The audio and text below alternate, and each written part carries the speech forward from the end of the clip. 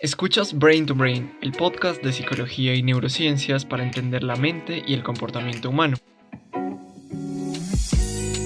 Hoy hablaremos del trastorno de ansiedad generalizada.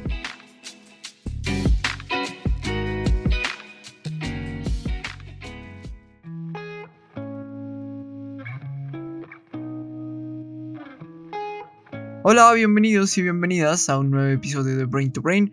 Yo soy Víctor y hoy tendremos el último episodio de esta serie del podcast dedicada a los trastornos de ansiedad y la cerraremos con el trastorno de ansiedad generalizada. Así que hablaremos de sus síntomas, sus causas, de su tratamiento y tendremos un caso clínico que ilustra de manera más práctica este desorden psicológico. Como siempre, encuentras en la descripción las fuentes usadas para construir este episodio y también los enlaces de las redes sociales de Brain to Brain para que me escribas tus preguntas, comentarios o sugerencias de temas de los que te gustaría que habláramos en próximos episodios. Y si te gusta nuestro contenido, por favor compártelo para que esta información llegue a más personas y este proyecto continúe creciendo.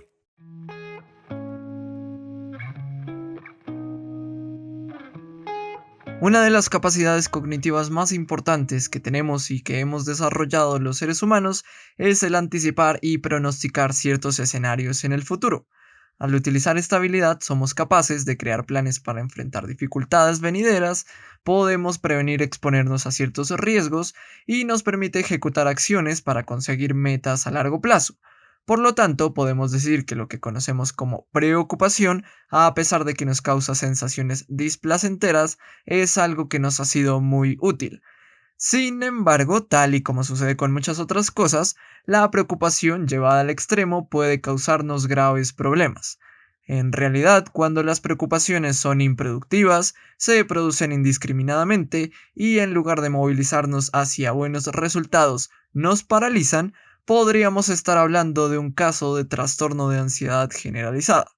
La característica principal de este trastorno es justamente eso, unas preocupaciones y ansiedad excesivas y desproporcionadas que aparecen con mucha frecuencia, intensidad y duración, y que surgen sin un detonante claro.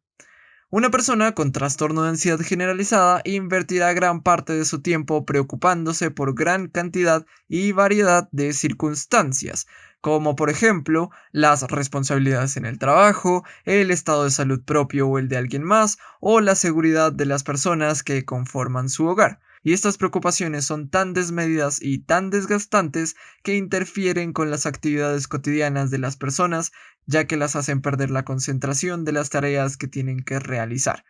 Además, las personas con este desorden mental pueden tener una constante sensación de nerviosismo, se fatigan y se irritan con mucha facilidad y padecen problemas al conciliar y mantener el sueño. Y sumado a estos síntomas, el trastorno de ansiedad generalizada suele estar acompañado de tensión, molestias o dolor muscular, sudoración excesiva, temblores, náuseas y contracciones nerviosas. Evidentemente, todas estas manifestaciones de este trastorno generan un marcado deterioro de la salud, del bienestar y de otros aspectos importantes en la vida de las personas que lo padecen. Vamos a ver un caso clínico para entender mejor este desorden psicológico. Irma es una mujer de 24 años. Ella vive sola en la ciudad a la que se mudó con el fin de iniciar sus estudios universitarios hace aproximadamente un año, y actualmente está cursando su segundo semestre de ingeniería ambiental. Irma ha estado acostumbrada a la excelencia académica. Durante su colegio siempre había obtenido las mejores notas y ocupaba el primer puesto. Sin embargo, al llegar a la universidad se encontró con una exigencia mucho más rigurosa de la que conocía y por esta razón en su primer semestre Irma estaba lejos de obtener los resultados académicos que obtenía en su colegio. Cuando recibió las calificaciones de sus primeros trabajos, se sorprendió muchísimo, ya que eran muy malas a pesar de que se había esforzado mucho en realizarlos. Ella estaba verdaderamente preocupada por esto y se empezó a sentir realmente ansiosa al momento de estudiar para cualquier examen o cuando tenía que dedicarse a la elaboración de un trabajo. Y el malestar de Irma en esos momentos era tan sobrecogedor que ella prefería posponer sus actividades académicas lo más que fuera posible y únicamente enfrentaba sus pendientes cuando estaba realmente presionada, lo que la hacía sentir aún más ansiosa. Además, aparte de la constante preocupación que sentía por su desempeño académico, empezó a sentirse muy intranquila por gran cantidad de escenarios catastróficos que imaginaba. Por ejemplo, Irma no podía permitirse ver noticias con contenido violento, ya que si lo hacía pasaba todo el día completamente ansiosa al fantasear con la posibilidad de que esas situaciones llegaran a sucederle. Igualmente, Irma no podía parar de pensar en qué pasaría si de repente hubiera una crisis económica que le impidiera satisfacer sus necesidades, o qué sucedería si apareciera una grave enfermedad que la afectara a ella o a alguien de su familia.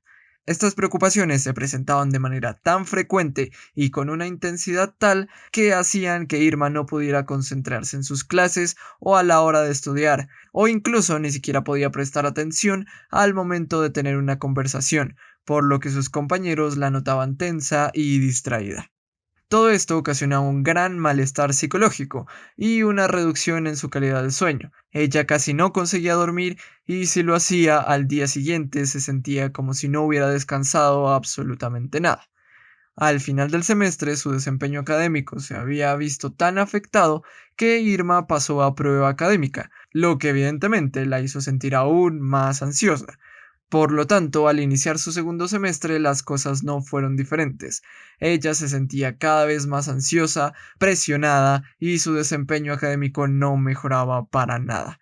En este punto, una de las compañeras de Irma, al notar sus dificultades emocionales y académicas, le recomendó asistir a una cita en la consejería académica de su universidad, en donde al conocer su caso le proporcionaron herramientas para mejorar su desempeño académico y le facilitaron agendar una cita con el psicólogo de la institución, por quien fue valorada e inició su proceso de terapia psicológica.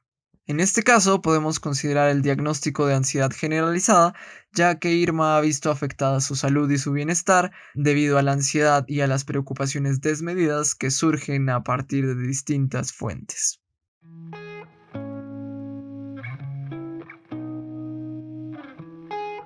La aparición del trastorno de ansiedad generalizada se da en un amplio rango de edades. Se presenta con el doble de frecuencia en las mujeres y la prevalencia de este desorden alrededor del mundo varía entre el 0,4 y el 3,6%.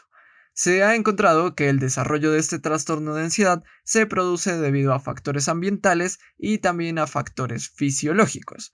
Por un lado, se sabe que las personas que han sufrido adversidades en la infancia o han tenido unos padres sobreprotectores tienen mayores probabilidades de desarrollar este desorden. Por lo tanto, se considera que las características del entorno en el que una persona pasa los primeros años de su vida es un factor determinante a la hora de padecer este problema de salud mental. Y por otro lado, se ha descubierto que rasgos genéticos hereditarios explican un tercio del riesgo de padecer trastorno de ansiedad generalizada. De esta manera, el que una persona con una vulnerabilidad biológica heredada se exponga a unos factores de riesgo ambientales concretos hará realmente probable la aparición de esta patología.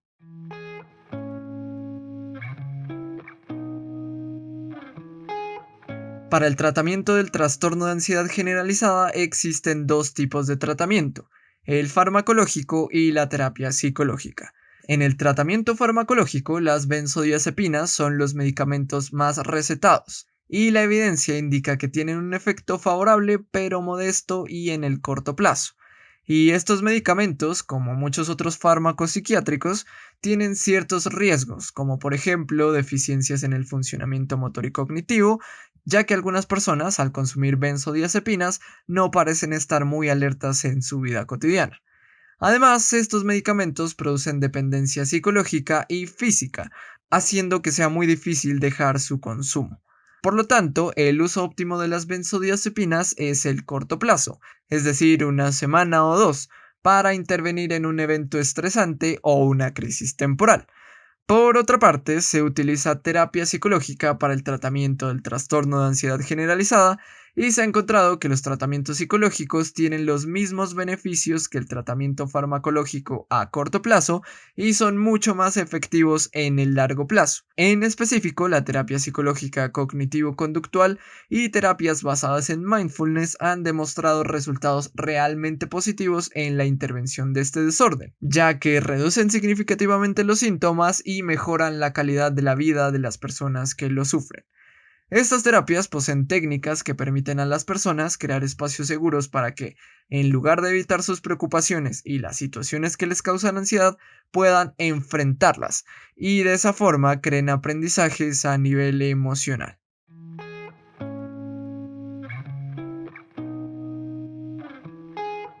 En este episodio hablamos sobre el trastorno de ansiedad generalizada, sus síntomas y sus estrategias terapéuticas.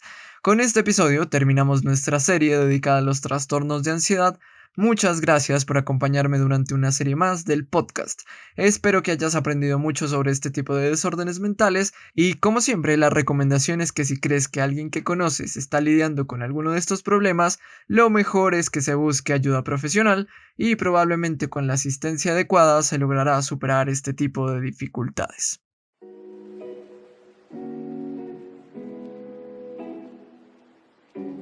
Para terminar, la recomendación de este episodio es la película del 2002 El ladrón de orquídeas, en la que podemos ver en el personaje principal características propias de una persona con trastorno de ansiedad generalizada. Te dejo el enlace en la descripción del capítulo y también ahí encuentras los enlaces a las redes sociales de Brain to Brain. De verdad me encantaría recibir tus preguntas, comentarios o sugerencias de temas para próximos episodios. Y si te gustaría apoyar este proyecto, puedes compartir nuestro contenido con quien tú quieras. De verdad te lo agradecería mucho. Eso es todo por ahora, hasta la próxima.